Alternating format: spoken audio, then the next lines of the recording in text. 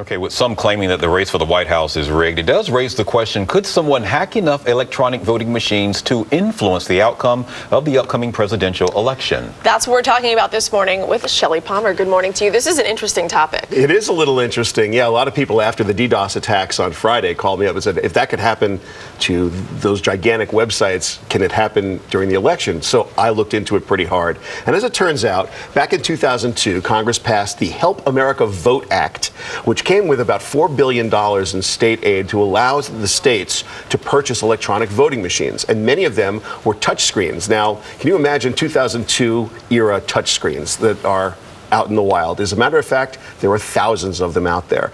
And these are not exactly modern technology. Let's just say your cell phone probably has more security built into it than any of these voting machines do. Right. But while it might be very easy to hack one of these machines, and it is relatively easy, it's not easy to hack a specific machine or all of the machines. And the way the election, national election works is that we don't really have a national election. We have local elections that get monitored by volunteers from both parties. And then on top of that, you get trained and credentialed poll watchers watching them. And then there's a post-election canvass, which is partisan. And then there's people watching the people who do the post-election canvassing. And then that's when they tally the elections and bring them up to the national level. So while you could probably, if you were very, very motivated, make one of these machines do what you wanted it to do, or a couple of them, the idea that you could choose the ones that would be the right ones in the right precincts and then get all of those people to be part of the conspiracy from both parties, wow, that would be Mission Impossible kind of stuff. Highly unlikely. Yeah, it's really unlikely. At a local election level, you could say, yeah. So when someone says, well, they rigged this local election or that local election,